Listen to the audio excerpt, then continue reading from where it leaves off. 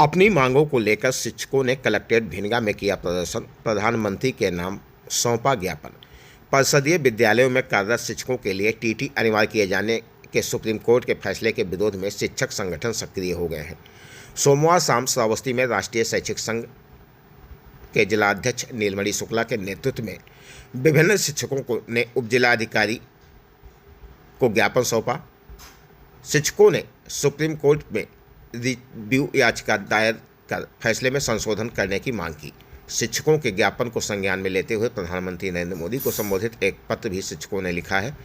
शिक्षकों के हित को देखते हुए पुनर्विचार याचिका करने की मांग की गई है। राष्ट्रीय शैक्षिक महासंघ श्रावस्ती के जिलाध्यक्ष नीलमणि शुक्ला ने कहा, 2011 से पहले की भर्तियों में तत्कालीन नियमों का पालन किया गया था।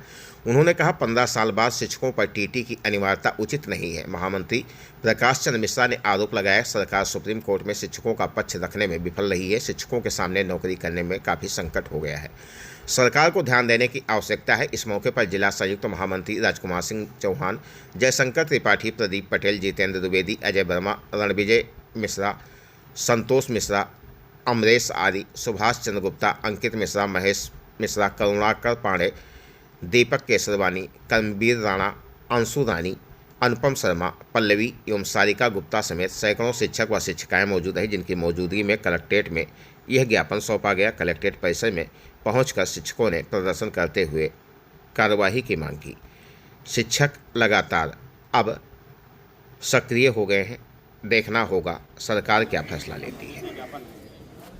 विषय इसका है, देश भर के लाखों शिक्षकों के प्रतिकूल रूप से प्रभावित करने वाले 1 सितंबर 2025 के उच्चतम न्यायालय के शिक्षक पात्रता परीक्षा संबंधी निर्णय पर तत्काल हस्तक्षेप हेतु निवेदन है।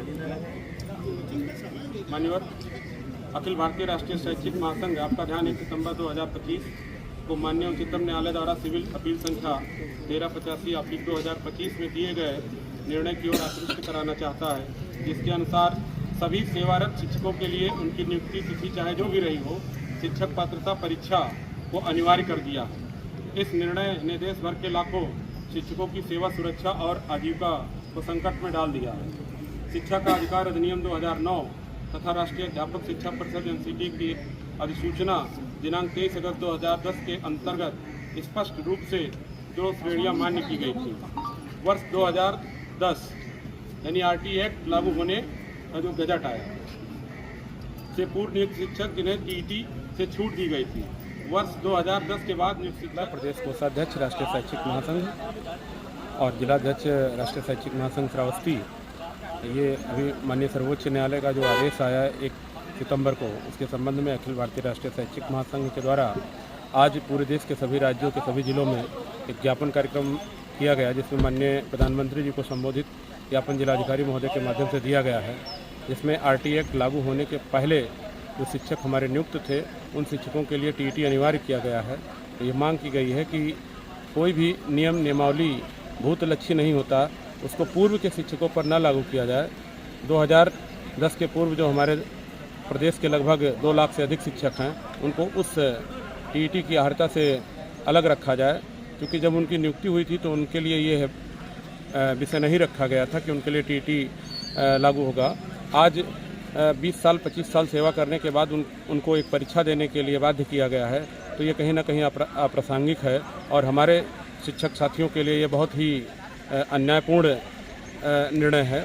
तो हमारी केंद्र सरकार से और माननीय प्रधानमंत्री जी से ये मांग है कि 2010 के पूर्व जितने भी नियुक्त आरटी एक्ट लागू होने के पहले जो भी शिक्षक हैं, हमारे उत्तर प्रदेश में 27 जुलाई 2011 को आरटी एक्ट लागू हुआ, उसके पूर्व के जो भी शिक्षक हैं उनको टीटी से मुक्त रखा जाए।